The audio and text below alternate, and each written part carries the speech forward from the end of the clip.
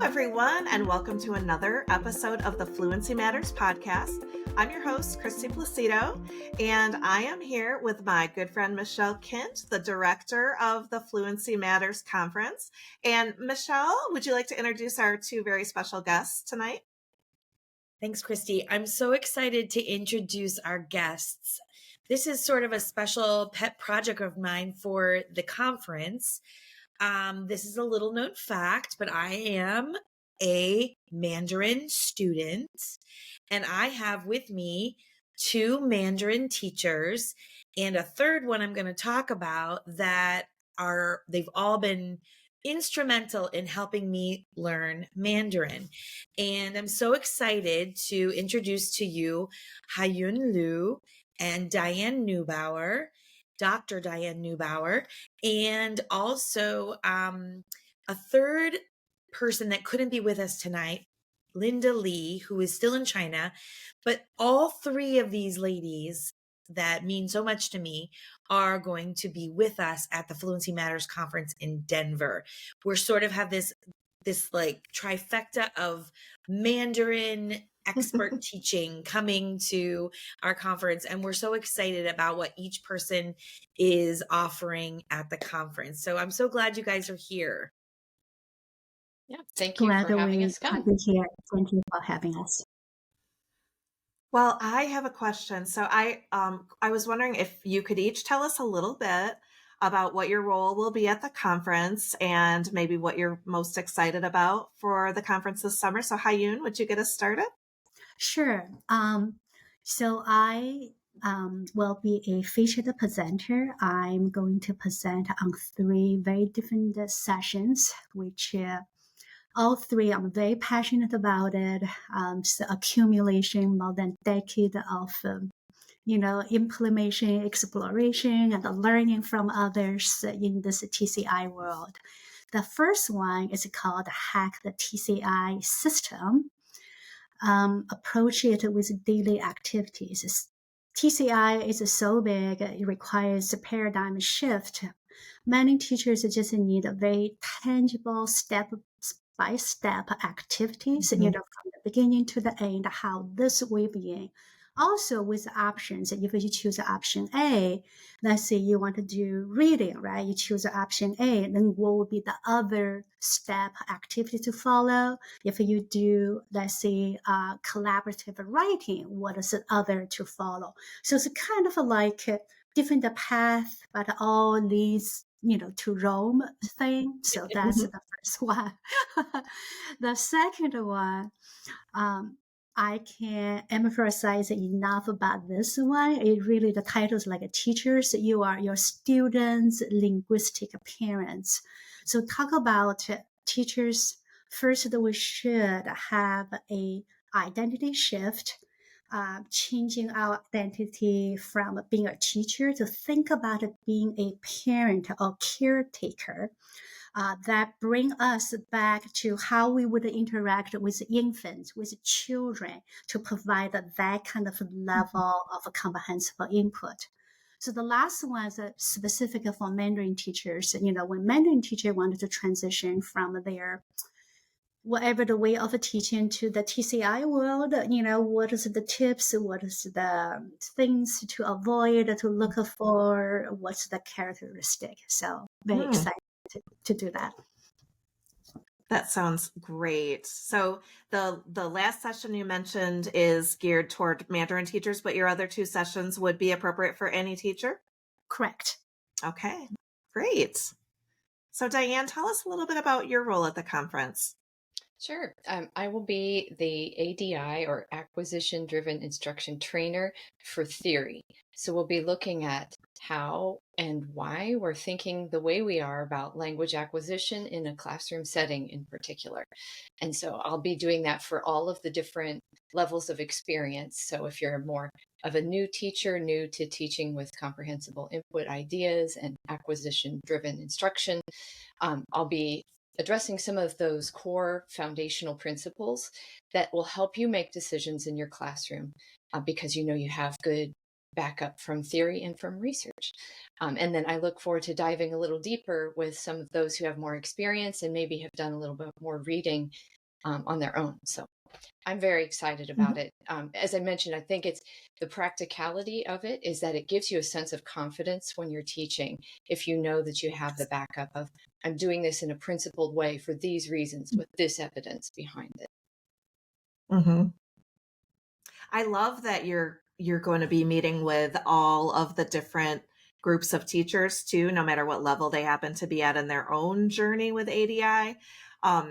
Especially because I know a lot of departments will send multiple teachers from their department, and I think it's great that they can then kind of go back and compare notes and discuss, the similarities of the different things that they learned at the conference. So I think that's awesome. Yeah, and I hope to get good questions from people about this kind of issues.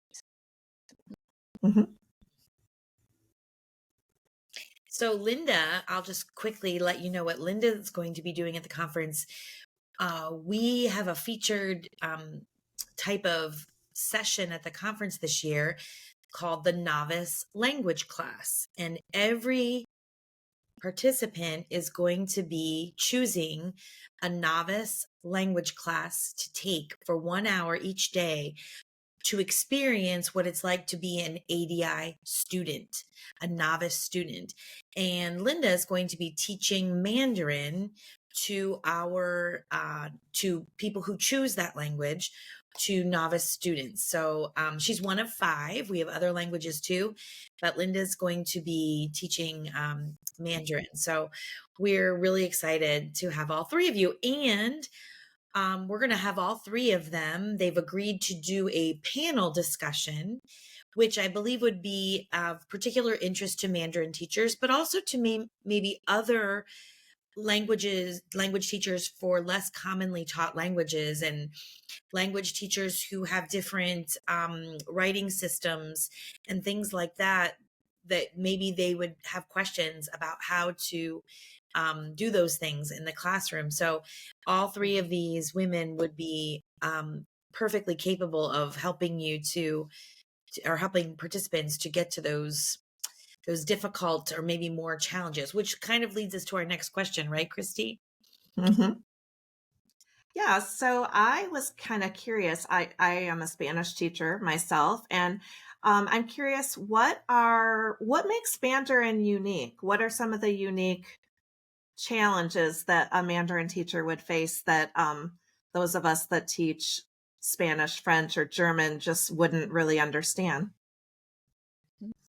I defer to Haiyun first for this. Yeah. I was just going to ask you to go because last round I because I'm thinking let's see what someone who's a native speaker thinks of first, and then you can hear from someone who came from the outside as a non-native speaker and learned Mandarin Chinese. Sure. I can name 2 things, 2 very different things. One is Mandarin is a tonal language, which is very different from English. In the Romance-based languages, you don't have tones, and we use tone to express different meanings, emotions, has a whole range of it. However, tone is actually like a violin's final toning. It's an advanced scale. Everything can be communicated when in context. So it's not that necessary. It's just like a tone is like very fancy clothes you put on. If you speak in tone, it's like you arrive with a style. But it's not necessary. Sometimes the teachers get so hand almost have a right tone. Another one, of course, is our writing system. So I'll give to Diane and talk about our writing system. Okay. Yeah. I think that people hear that there are tones and that there are characters, and to a Westerner who is used to growing up with a European language, you can look at Spanish or you can look at German and think you can probably sound it out, but when you look at a Chinese script, you know that you can't. And it's not phonetically written, but there is a system behind it.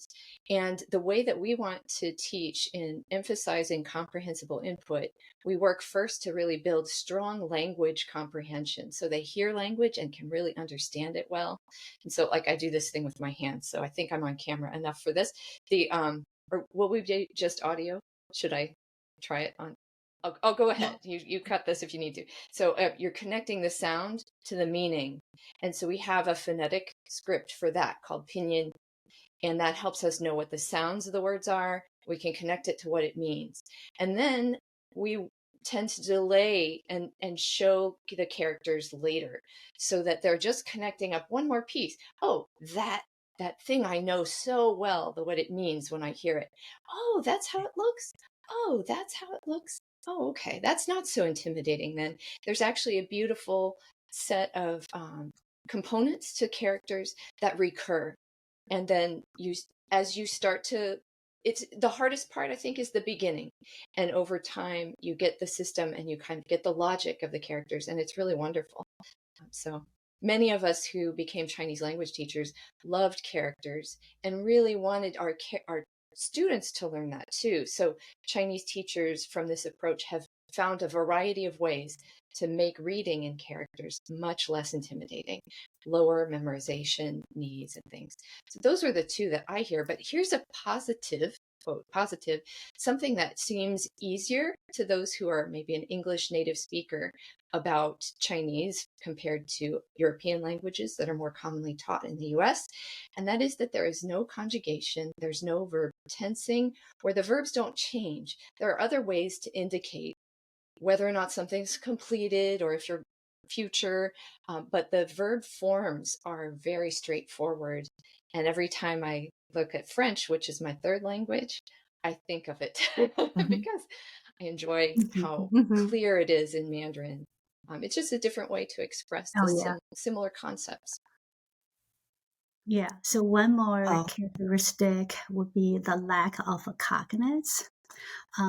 So, like if you name someone in Mandarin, that's a new vocabulary. That's not just a name. It's really like it takes brain's energy to acquire that name. So then take the energy away from focus on the most important thing, which is your essential phrases, right? So that's why it's so important to use like pronouns, brand names, location names instead of everything in Mandarin. Then you don't know, the brain doesn't know what to focus on. Yeah, that makes a lot of sense. Well, I'd like to thank you for making sure that Americans are not getting tattoos that they don't understand in Chinese characters. So I think that alone, you're doing a real service. And I feel like I am. Yes. Yeah. Just to add one more piece, I think I want to just say the D word and replace it with a different D word. So difficult is what Chinese is sometimes called. And I would just like to introduce the idea of distance. And I've heard Linda say this too. English and Chinese, like Haiyun pointed out, they don't share language background. And so they're quite distant from each other. And that just means it takes more time. It means teachers need a lot of wisdom about how to approach it, but it doesn't mean anything at all about actual difficulty. It's just time. I think that's a great point. I was also kind of thinking about the fact that we have these novice language classes for teachers, and Michelle can probably speak on this a lot more than I can, being that she's gone quite a bit deeper in her Mandarin journey than I have in my French journey.